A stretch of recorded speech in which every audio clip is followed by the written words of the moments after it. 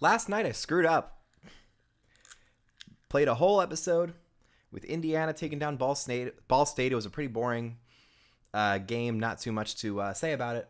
But then I looked down and I replayed it for myself to try and get some information about the map and realized that there was no commentary audio in any of it because the mic wasn't plugged in or wasn't calibrated properly, and I had not checked. It was all my fault. So I privated the episode and then put a little highlight package so that you can see it. But now we're going to do an actual episode. I'm looking at the microphone feed right now. There is sound, so everything is working fine this time. So quick review of the map, since the last time I did this was totally muted. We've got a huge amount of SEC teams still remaining, 14 of the 16. They are 12-0 in interconference games, which is unbelievable. You've got the Rocky Mountain Six over here, Colorado, BYU, San Jose State, Boise State, who have not played, Utah State, and Colorado State, who just own a huge portion of the map in the West. And then Missouri's got a lot of territory. Tennessee has a lot. Old Dominion is kind of on a Cinderella run with 3 wins. And crucially, the top 3 teams in the country have not played yet. You have Oregon, you have Georgia, and you have Penn State, who are all 0-0. Will we see them play today? I don't know. Let's find out, shall we? Let's shuffle this wheel to make sure everything is right. We have 83 teams left, and we're getting down to 82 right now. On episode 52 of College Football 25, Season-Long Imperialism, the next team is... not Maryland, that's all I know. It's Tennessee once again. They have been landed on, I think, for the 3rd time. Might have been Kentucky that was landed on the first time. But they're going back. Good old Rocky Top is going to play a 3rd game. They've already beaten Kentucky and Cincinnati. They have an absurd amount of territory if you bend up here, but we're just going to focus on what the logo hits. So you've got Ohio to the north, tiny little bit of Michigan up to the northeast. That would be a seismic matchup. Marshall also to the northeast, Virginia Tech straight east. You have Appalachian State down to the southeast, Georgia Tech straight south, Vanderbilt to the southwest, Louisville to the west, and then a tiny little bit of Indiana that's not really applicable for this spin. They can't really hit Kent State up there, even though they are bordering them because Michigan's in the way. So let's spin this arrow and see where Tennessee is going to be playing. That is almost straight south. It has the tiniest little bit of a flick to the east, but I think if we go down this border, like it makes sense to put this as Georgia Tech, given that there's almost no tweaking of that. So we're going to go Tennessee versus Georgia Tech for this. Let's go. Pull this thing up and get this started. Georgia Southern, Georgia State, Georgia Tech. They are an 82 overall with a 74 overall defense. Tennessee might feast on that today. There it is. Tennessee an 88 overall with an 82 overall defense, 87 overall offense. That's the biggest. Well, the defense is the biggest difference, 82 to 74. Let's get Georgia Tech's uniforms ready to go. It's the last remaining triple option team. We'll see how they play. They've got this classic home look. You've got the away uniform, which is fun. This navy blue alternate uniform. The away option, all white. The alternate option, that's a fun look. I think we're going to go classic home for Georgia Tech, which will mean that Tennessee can wear this orange and white combo that they are classically known for. This would be a seismic upset, and it is possible, but I don't think it's likely. Let's set this up. This is going to be 7 p.m., so let's call it golden hour. It won't be golden hour for long with how quickly we are progressing into winter, but because it's been so hot in New York last couple of days, we're going to call this golden hour. And let's pull up these rosters and get this started. This is going to go here. So we go here. Georgia Tech Stadium. It's a very fancy one, or a famous one in Georgia. And fun fact, underneath this stadium, you have the remnants of Georgia Tech's original stadium with some of the seats still intact. It's a very cool tradition. Here comes that fancy classic car coming out, and here come the Georgia Tech Yellow Jackets. Following them a tiny bit here. And they're taking on the Tennessee Volunteers, who have already won 2 games in Imperialism and are looking to win a 3rd.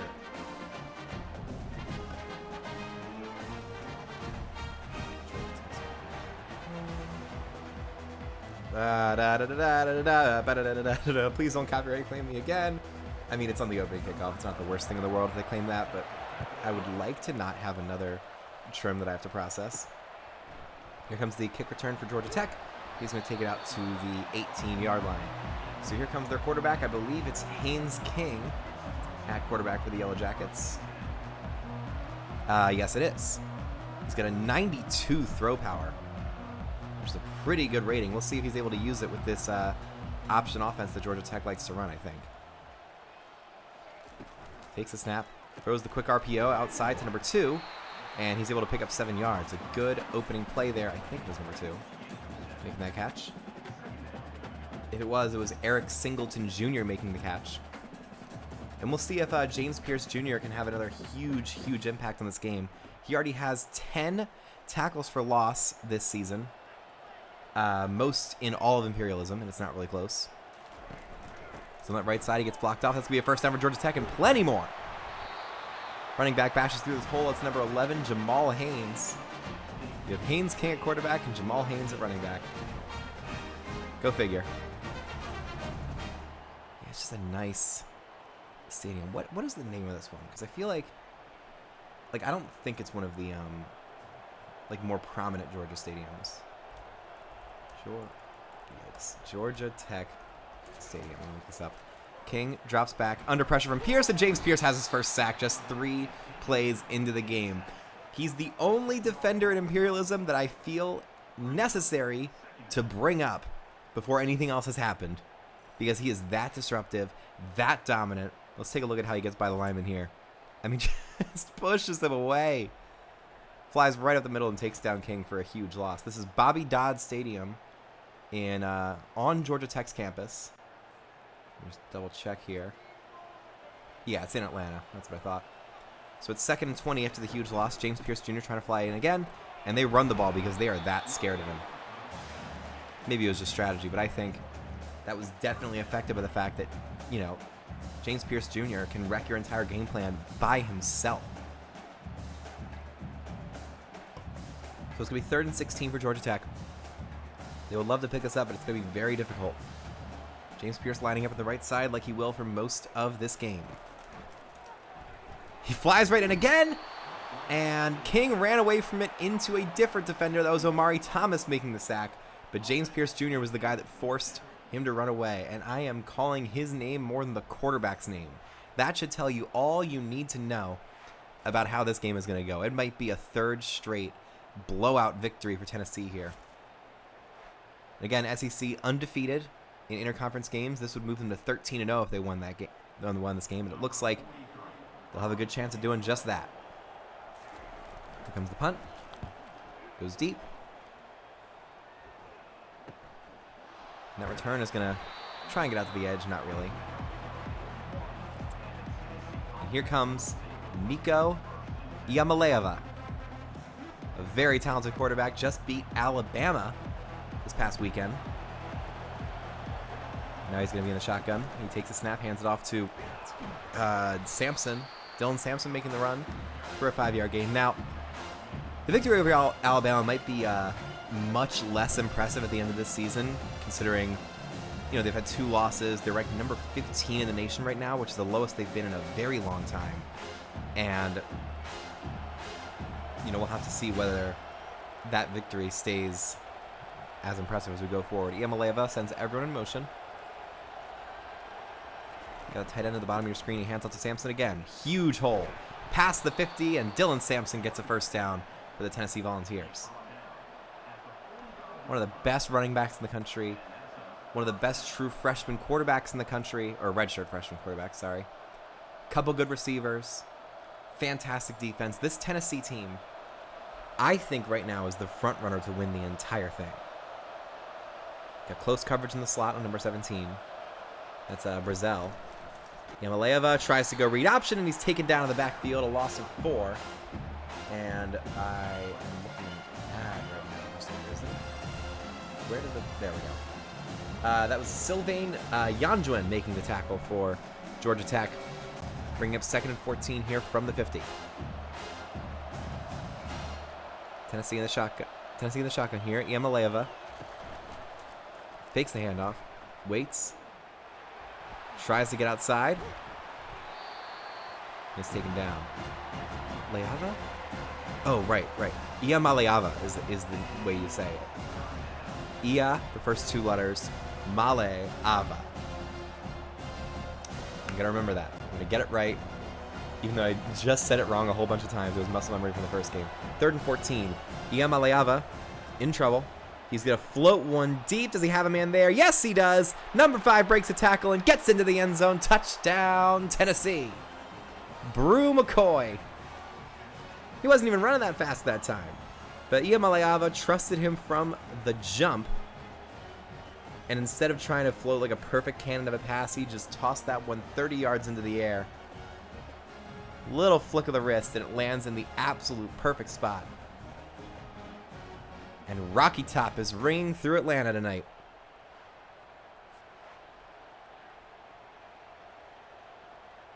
Trying to hear if they can. I think there's like a really quiet version of the fans singing that, because I know they do that with the Tennessee fight song. Here comes the extra point for Tennessee. It's up and good. 7-0. 5 plays, 60 yards. Tennessee showing 0 hesitation in flying down the field. Josh Turbyville with the extra point. Nico Iamaleava with the pass, and Brew McCoy with the catch. And here comes the kickoff. Georgia Tech in a hole early on. Can they make it out of it? Return to the 5, 10, 15. Not a fantastic return. Here comes Haynes King again. James Pierce with 2 defenders. They're overloading that right side. This is going to be a disaster if 25's actually coming in, and he is. Instead, they run out of the middle. Beautiful call to counter it. Jamal Haynes up to the 36, and that's what you do. When you see a mismatch, when you see a place where they're trying to just create a sack, you're like, all right, we'll just run the ball away from these players. And if the defensive end is fast enough, they can neutralize that kind of advantage. But, you know, there was too many guys in the way, and they're running with the same formation again here. 2 guys on the right. They hand it off to Jamal Haynes again, and this time Tennessee's able to shut it down. Because that is the counter. You just run everyone really quickly on the defensive side to the other end. You set up on the right side. You're going to destroy the pass from one end, but you know they're going to run it the other way, so you set up on that side as well. 2nd and 8. Haynes King in the shotgun. Pierce Jr. setting up in the more low-down 3-point stance here. They shut him down, and the pass is completed. That's all it takes, really. Just shut down the best pass rusher in college football, and you have a much better chance of throwing the ball. Who'd have thunk? It's a first down there. I missed who made that catch. Might have been Eric Singleton Jr. again. I missed it. I'll have to go back and watch it again later. 1st and 10 from the 46 here for Haynes King. It's going to be a handoff to Jamal Haynes on the inside. Breaks 1 tackle, and he's taken down for only a 2-yard gain there. Not entirely sure who made the tackle. I missed. It might have been Jeremiah Talander, the middle linebacker, but really I don't know.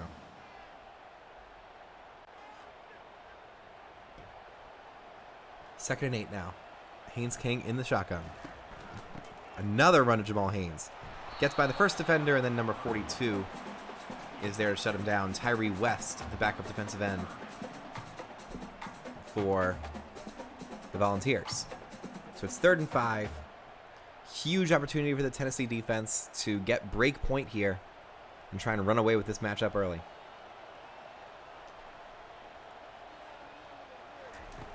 King, Pierce, sprinting in his 2nd sack. I mean, that first step was, oh my God. He just got wrecked by the offensive lineman after the play. I mean, I think it was just a glitch out with the animations there, but that totally would have been unnecessary roughness had this been real life. That is egregious from the Georgia Tech offensive lineman. But yeah, that first step is just so incredibly explosive from James Pierce Jr. As soon as you took it, you knew the play was over. 4th and 12, they're going to punt it away again. Almost blocked. But the Vols will return it from 13. Gets by the first 2 defenders, and he's taken down at 23. Good return for Brew McCoy. And that is the end of a one-sided first quarter. Tennessee might make mincemeat of this Georgia Tech football team, which is a shame because they are doing pretty good this year. Sampson up the middle, and he picks up 6 yards there. A very good run on first down, giving Iamaleava plenty of options.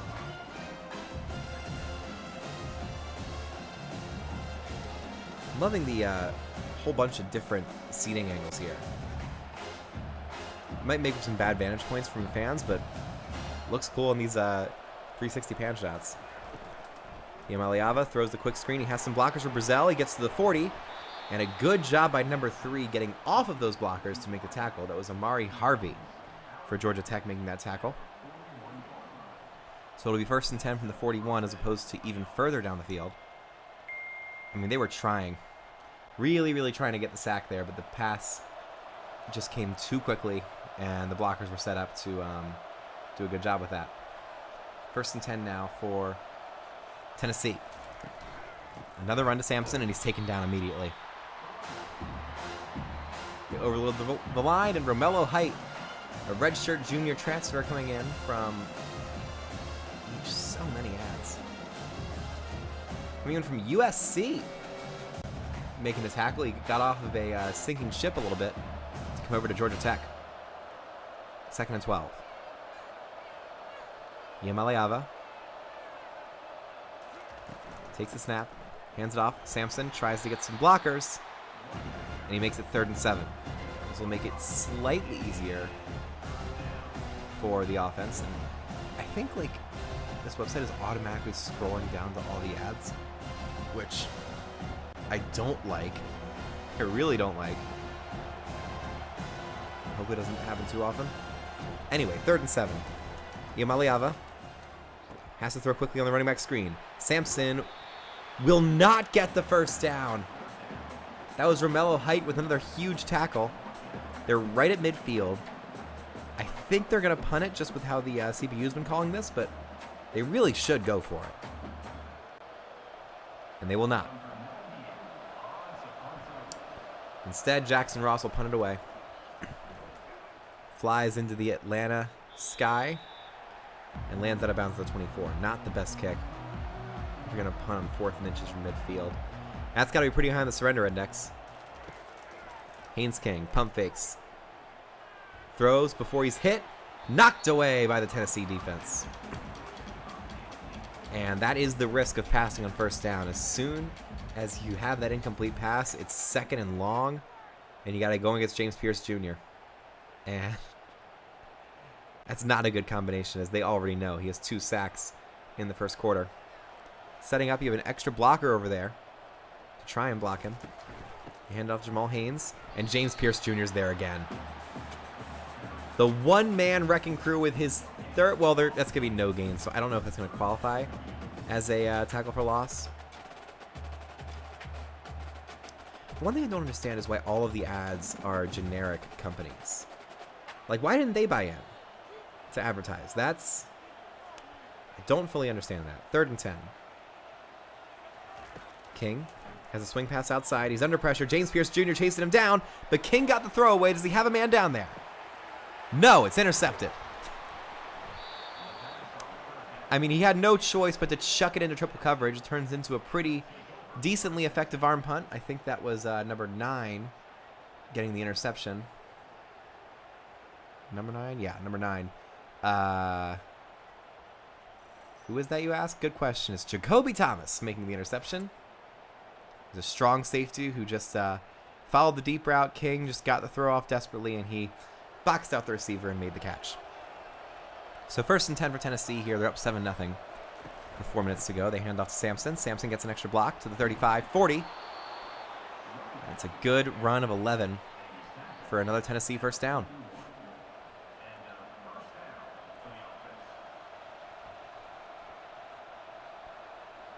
And this would really shake things up for Georgia's eventual entry into the tournament. If they are bordering Tennessee from the get-go, That makes things very interesting for the number 2 team in the country.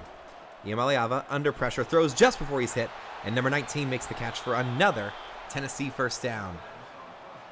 That's Holden Stays, the tight end, making the catch and putting Tennessee back in plus territory. Strong throw from Iamaleava, one of the highest rated recruits in Tennessee football history. Sprints up to the line now. Almost an offsides call for Georgia Tech. Sampson again.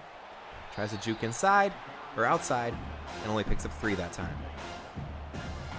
Georgia Tech is trying their absolute hardest to slow down this offense at all. They were able to force a punt on the last drive. It ended up in nothing, and now they got to try and do it again here. Iamaleava stays in motion. Another run to Sampson. He tries to get the outside edge, and he cannot. It's a run for no gain. That's Amari Harvey with another very strong tackle, making it 3rd and 7. And they have the players on the sidelines at least, but nowhere near as many as you'd expect for a college roster. Iamaleava looks to the outside. Nobody in press coverage. Takes the snap. Throws. Deep. Intercepted by number 21 for Georgia Tech. He breaks the tackle, still going 50. 45-40, Iamaleava gets over and tackles him at the 35. But a game-changing interception for Omar Daniels. Watch out, Tennessee. Omar's on his way. Little Wire reference. I think lines Omar's coming, but, you know. Beautiful interception. Very similar to the Georgia Tech interception, except Iamaleava wasn't under pressure at all. He just launched that thing and did not see Omar. So it's 1st and 10 from the 35. Haynes King in the shotgun. Sends number 11 in motion. Hands off to number 3. Who was number 3 again? It's their backup running back, I think. Trey Cooley, who's listed on the injured reserve. That's going to be the 2-minute warning. Georgia Tech with a huge opportunity to tie this game at 7 after getting a rare turnover against an SEC opponent. It'll be 2nd and 7. They're already in field goal range without having to do anything else, but they would love 7.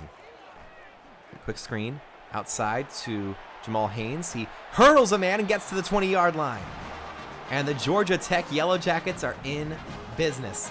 They've got a couple famous upsets in their history. Can they get another one tonight? This would be a shocker if they're able to knock out Tennessee. I mean, we're already missing 9 of the top 25 teams in the country. Now that we're 51 episodes into this series. King waits. Does he have a throw to the end zone? Pierce gets to him and he's forced to throw it away. It's ultimately a smart choice. His throw on the run must not be too high because Pierce got past his man, and instead of throwing a desperate interception like on the last drive, he is just going to live to fight another day and throw the ball out of bounds. 2nd and 10 from the 20. Press coverage on the outside, covered by a safety at the top. They shut him down. King gets the throw away. A wobbler is caught. Touchdown, Georgia Tech. Malik Rutherford. That was one of the ugliest touchdown throws we've seen. And really, his throw on the run must not be very good, but it didn't matter because Malik Rutherford was wide open. Like, completely uncovered. James Pierce Jr. could not get to Haynes King this time. And yeah, that one just wobbled out of control. The spiral didn't hold, but Rutherford was able to just widen out his hands, catch the ball, and walk into the end zone. Now it's going to be Aiden Burr, I believe, with this extra point attempt. Either Aiden Burr or maybe James Watley. But he converts. It's 7-7. And they take the interception by Omar Daniels. And they march down the field in 4 plays and tie this game. So here we go. Aiden Burr kicks it off. And Tennessee will return to the 5, to the 10. Tries to pick up some blockers, but Georgia Tech shuts it down. Number 17 making that tackle. Not sure who that is, though. Iamaleava Looking for a quick throw. Launches it deep. Has a man down there, and it's caught. Oh, no, it's dropped. Amari Harvey with a game-changing pass breakup. That would have been an 83-yard touchdown. But instead, it's come back in 2nd and 10. They saw press coverage. They went for it, and it did not pay off. 2nd and 10 now. Iamaleava in the empty set. He drops back. Throws, short, caught. And that's going to be short of the first down. Number 89 making the catch. Can't quite see who that is. Sure it's 89? That might be 80. Even so, I still don't know who it is. So it's 3rd and 1. Massive play for Tennessee here. Iamaleava has the short throw, and he's going to get it. Dylan Sampson providing a perfect safety valve to his quarterback. That is your job in that case. Either you're picking up the extra blitzer, or in a short yard situation, just get outside, get the first down. That's all that matters. Iamaleava on 1st and 10. Throws. Long. Knocked away by Clayton Powell-Lee. In Tennessee, they've already faced 2 Power 4 teams. They faced an SEC foe in Kentucky. They faced one of the best teams in the Big 12 in Cincinnati. And now they're facing an ACC opponent. Here we go. Another deep throw, and that one's caught. 40, down to the 31-yard line. My voice is cracking a little bit. That's Chris Brazel II making the catch with 25 seconds to go. Tennessee calls their 2nd timeout. Iamaleava starting to get cooking a little bit. Can he convert a touchdown here? One-handed catch. He waits, throws, long, almost intercepted, but the receiver comes back to the ball, and Tennessee calls their final timeout at the 17-yard line. They've got a quad formation on the outside with one receiver in press coverage at the bottom of your screen. Iamaleava does not take the quick screen, or does he? He's going to throw back to the other side, and it's just a bad throw. But that will save time. Ultimately the right choice, because you had a bunch of defenders who were going to tackle that guy probably in bounds if he had taken the easy screenplay. So it's 2nd and 10. Empty set. 5 wide receivers, super spread out. You're going to have some open space if you can stay in the pocket long enough. Iamaleava throws. Out of bounds again. He's playing it safe. He had a man in the corner, but that was number 75 rushing that pass along. Something black. I saw that his last name was black, but I wasn't able to get anything else. And there is no 75 on Georgia Tech's defensive depth chart. And they're going to kick the field goal in 3rd and 10. The kick is up and good. Thank goodness. 94 with the kick there, Josh Turbyville. And instead of risking a sack with no timeouts, they just take the points and will take the lead. They also get the ball to start the second half, so that's a pretty good choice for them. They can open up a 10-point lead if they play their cards right here. And Rocky Top plays through Atlanta once again.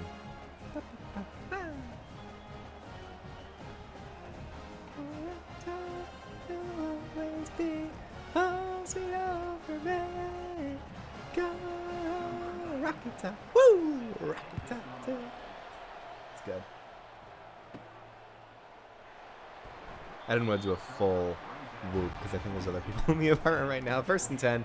Quick quarterback kneel down for Georgia Tech. And there it is.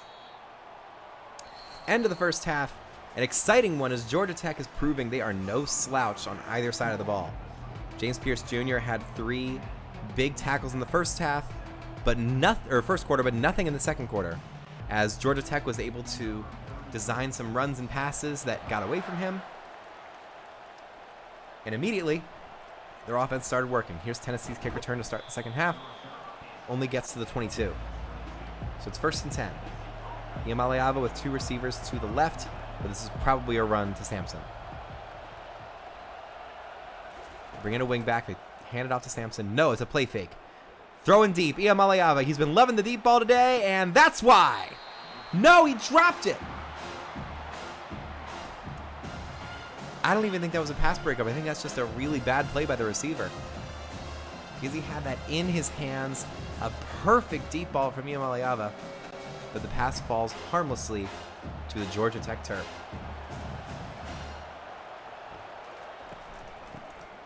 Sampson tries the ground game this time. And he's able to pick up 5 yards. That was Omar Daniels making the tackle there. He made the critical interception that has kept this game close here. And now it's 3rd and 5. Tennessee sprints back to the line. Iamaleava sets up his receivers. They're going to call a big-time audible here. They could run it here. Not many linebackers in. If you set your blocks, no, they're going to throw the ball. Iamaleava spins out under pressure, throws in the spin route. A spinning pass is caught by Sampson just short of the first down. It's 4th and inches. That ball has to be on top of the first down line. But they're going to punt this because their computer doesn't know how to go for it. So here comes another punt for Jackson Ross. And Georgia Tech with a big-time defensive stop. And now we'll see if their offense can keep it going. Punt return out to the 25, to the 30. Decent return back to the 33, and here comes Haynes King.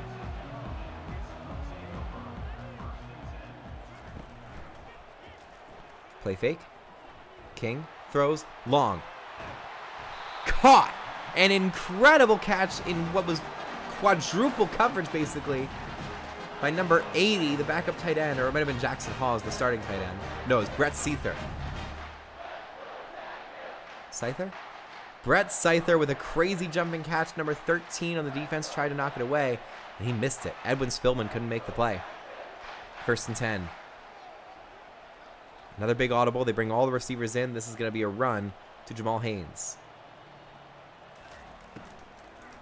No, it's an RPO. Screen outside, and that is covered brilliantly by number 18 for Tennessee. That is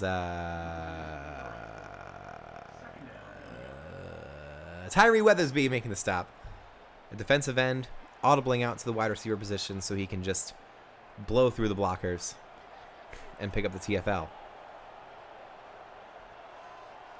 King sends Haynes in motion, throws it outside to Haynes. Haynes tries to pick up some yardage, and he does not.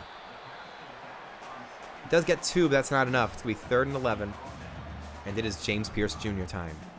What can JPJ do to completely disrupt the Georgia Tech game plan on this play? He's going to line up on the right side. They've got an extra running back in. Here he comes. They throw it quickly, caught by number 11. That was Jamal Haynes, the running back, making the catch, but he only gets to 4th and 2. That is close enough for a field goal, though. High pressure kick here for Aiden Burr. Can he step up and tie the game for Georgia Tech to keep their dreams of an upset alive? From 43 yards out. Snap, hold, kick is good. Right down the middle. And I'm going to save the pun that I want to make for his name. I'm going to hold on to that a little bit. So I think there might be a really cool occasion to do that. Beautiful kick. No doubt about it at all. And really, you would hope that the camera angle would show you from behind like it does when you're actually playing the game. Because that's just so much more informative from an audience perspective. I've had to wait to see what happens. Tennessee, game tied at 10, and the returner gets out to the 21-yard line. So here comes Nico Iamaleava once again. Press coverage at the top of your screen. How does he play that? Hands off to Sampson. Sampson with a big hole, 30, 35, and he's taken down at the 36. 15-yard game for Dylan Sampson, who's had a couple of big runs, but he hasn't been able to put together a consistent run game because they keep going to the pass when it hasn't been all that effective today. So it's 1st down. Iamaleava comes back up to the line. Sends everybody in motion. He's going to throw once again on 1st down. It's a short throw to Sampson, and he is blown up after just a 2-yard gain by LaMiles Brooks, making a big-time stop. And like, if you're going to throw it back to Sampson, just let him run the ball. He's a running back. He's one of the best running backs in the country. Let him cook. 2nd and 8. Receivers line up. Iamaleava looks to the outside. And hands off to Sampson. That's exactly what they should do. But that's a great tackle by Trinelius Tatum, who makes the stop and forces 3rd and 7. Georgia Tech's defense has played out of their minds today. But they got to keep doing that on this play. 3rd and 7 from the 39. They're going with that quad formation again. Watch for number 5 to drop back for a screen. But he's going to throw long instead. That's a huge first down and a whole lot more to number 1 for Tennessee. That's Dante Thornton Jr., his first catch of the ball game, and it's a huge one.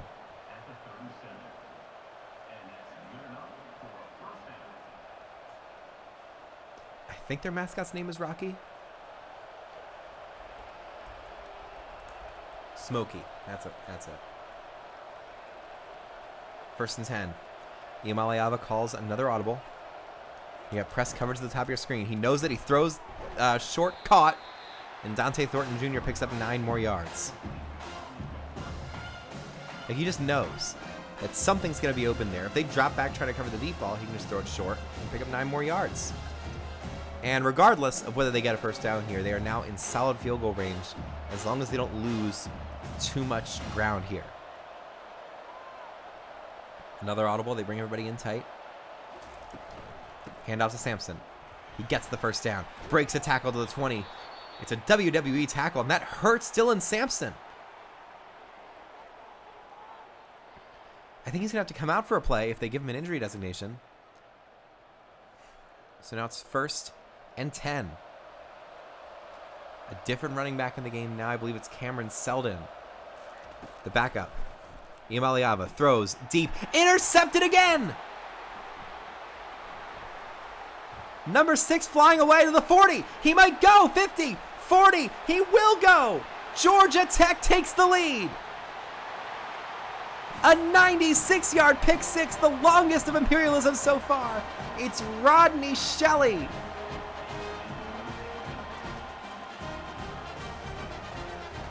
An apocalyptic play there. He shortchanged it. He had an open man, and if he had thrown to the back corner, that would have been a touchdown. But instead, it's going 96 yards the other way, and nobody could catch him. Flawless lane work from Shelley. And Georgia Tech, just like with the blocked field goal against Florida State, they get a huge second half return that has turned this game on its head.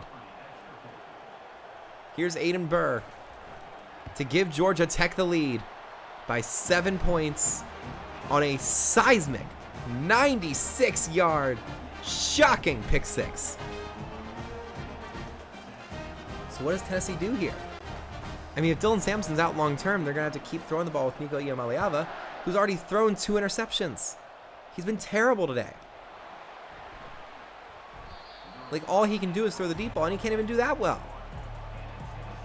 So they set up trips to the left to get press coverage at the top of your screen again, but is it really a good idea to test it? Iamaleava will try. He's going to throw short to Dante Thornton Jr. No, it's not Thornton. It's Brazel making the catch. And it's a 7-yard gain. I mean, you can keep going for those short, quick throws. But Georgia Tech, if they anticipate it and jump the route, then you're screwed. 2nd and 3 now.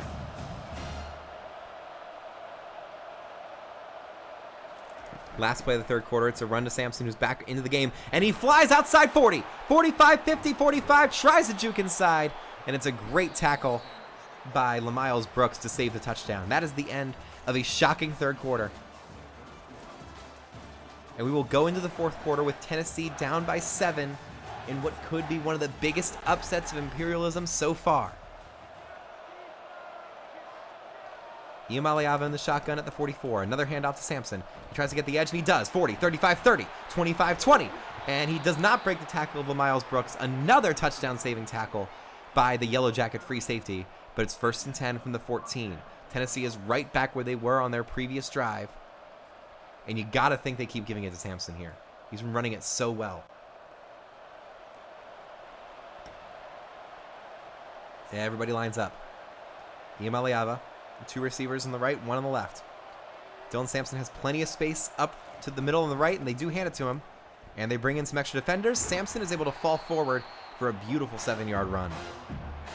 I mean, Georgia Tech covered that well, but none of their defenders were willing to sprint in fast enough to provide the hit that was really needed to make that play a second and long instead of second and short. 2nd and 3 from the 7. Tennessee is on a rampage. They have to score here if they want to get back into this ball game. Iamaleava, empty set on 2nd and 3. Quarterback draw. He gets the first down. It's 1st and goal from the 3. And if I was the offensive coordinator for Tennessee, I would not even think about passing the ball here. You have one of the best running backs in the country, a phenomenal offensive line, and 4 tries at the end zone. Give it to your All-American and let him cook. It's a run to Sampson. No, it's a read option. Iamaleava breaks a tackle. Lost the ball! And it's recovered by Tennessee. I don't understand. I don't understand what Iamaleava's thinking there. He's pulling a Zay Flowers. He's pulling a Tyler Huntley. Both players you don't want to replicate when you're at the 1-yard line. Iamaleava hands off to the backup running back. Does he know how to get into the end zone? No, he does not. He gets up to the 1, but Cameron Seldon cannot break through this Georgia Tech defense. They have one more try because I don't know whether this CPU is going to go for it down 7. They should. That doesn't mean they will. 3rd and goal. Dylan Sampson in the game. He hasn't gotten a single carry. He gets it here, though. Takes it to the edge, and he's taken down for a loss of 1. He hesitated, and it's 4th and goal.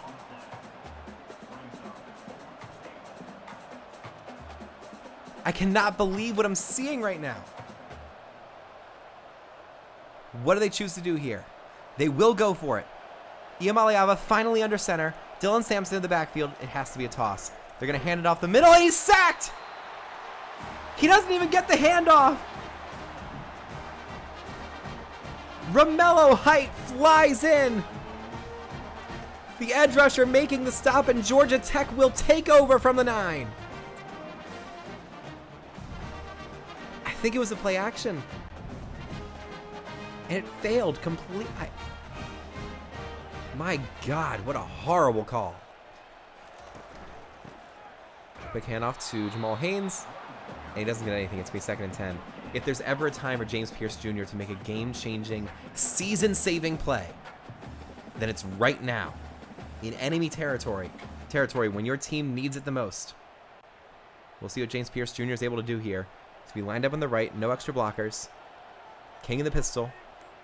They're chewing clock here, under 3 minutes to go. Pierce jumps off his stance. It's a play fake. He throws long, caught by number 0, and that's a 1st down for Georgia Tech. That's Leary making the catch. He's not listed on the Georgia Tech roster, but it's a big, big reception for him. And that will run this clock all the way down to 2:21 to go. Tennessee is going to have to start calling their timeouts. Can you believe what's happening right now?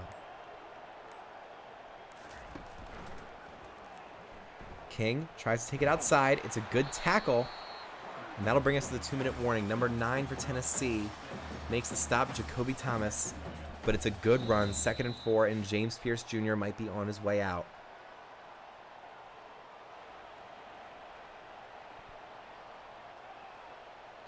Two minutes to play. 4 yards to gain for the win. King hands off to Haynes. Haynes just short of the 1st down. And folks, this is the end. If James Pierce Jr. can't make a play here, then Georgia Tech is going to win this football game. King comes out in the pistol. They're stacking the box in the middle. A run to the edge would win this game.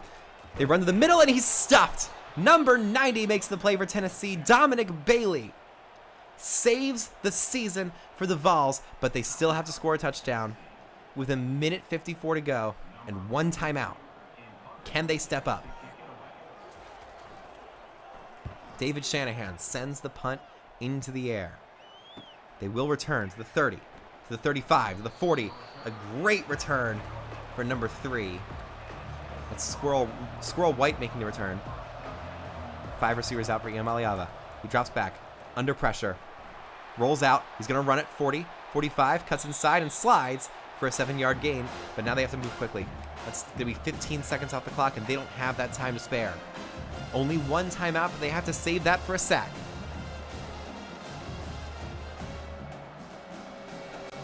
Second and 3. Iamaleava sprints up. Number 89 in the backfield next to him. It's an extra blocker. He throws long, and it's a terrible throw. Nobody within reach, and it's going to be 3rd and 3 with 1:13 to go. Scan for press coverage, see if you have it. If you don't, just throw a quick slant route or a running back play.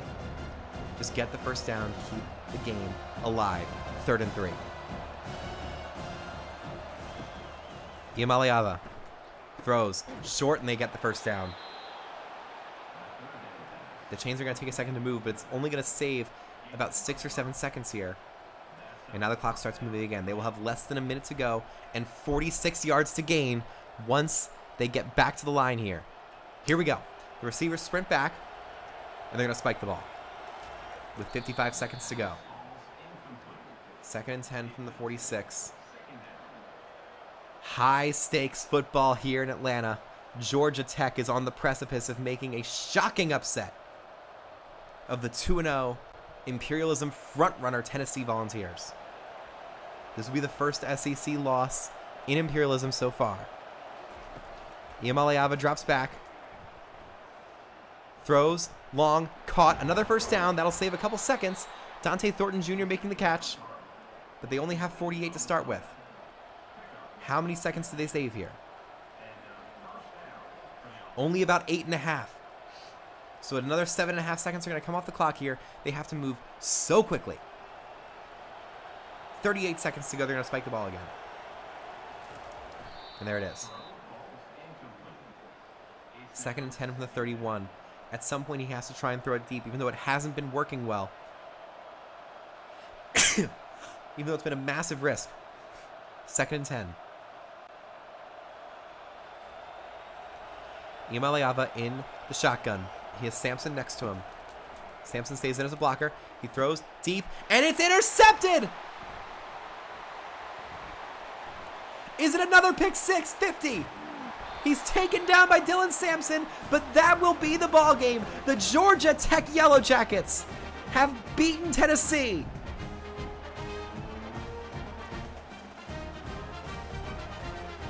And it's bad news for the overall quality in football and star power. But it's great news for the ACC and for Georgia Tech, who come up with a massive upset. They intercept Nico Iamaleava 3 times, including a 96-yard pick six that ended up being the difference in this game. Here comes the kneel down. And Georgia Tech finishes the job. James Pierce Jr. is out. Nico Iamaleava is out. Dylan Sampson is out. Tennessee is done. The SEC is no longer undefeated. And Georgia Tech now has one of the largest territories, or longest territories, in Imperialism. Rodney Shelley is the player of the game with the 96-yard pick six. We got to go to the map, folks. Oh my God. What a shocker. They're singing the alma mater. And the pun I had for the kicker was, pardon me, aren't you Aiden Burr, sir? But I didn't get the chance to say it. But there will be more games for that, trust me. Let's mute this audio here. Now, Georgia Tech, many years ago, had one of the largest blowouts in college football history when they invited a really bad team to their stadium. John Heisman was their coach. And they beat Cumberland 222-0. There's a very famous documentary on YouTube by SB Nation about this game. I highly recommend watching it. It's so much fun. And today, they brought back the spirit of John Heisman. Yes, that Heisman. And they won this game. What an incredible result.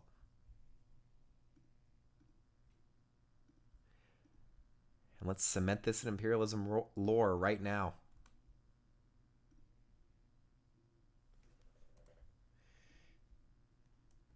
Tennessee, you were incredibly impressive. You had two of the most bona fide wins in all of imperialism to start your season. And where has that left you? Gone after 52 episodes. Bye-bye.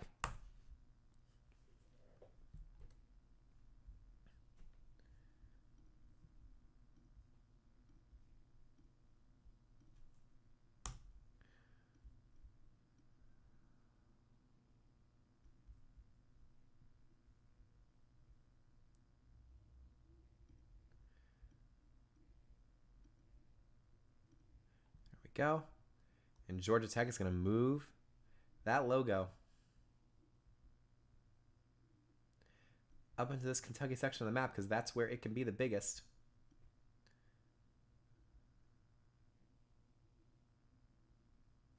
I'm shocked. I am like fully flummoxed by that result. That's incredible. Georgia Tech. Look at how weird this territory looks. How many teams are they bordering? Let's do the math here. Ohio, Michigan, Kent State, West Virginia, that's 4. Marshall, Virginia Tech, Appalachian State, Kennesaw State, that's 8. Georgia, Florida State, Auburn, Vanderbilt, that's 9. Louisville, Indiana, that's 11 teams that they're bordering. All through the southeast into the mid-Atlantic and up right close to Pennsylvania. They will move into the next phase of imperialism with a massive target on their backs, but a very dangerous reputation. Do not underestimate them. And we will see y'all tomorrow night after an incredible episode. Bye-bye.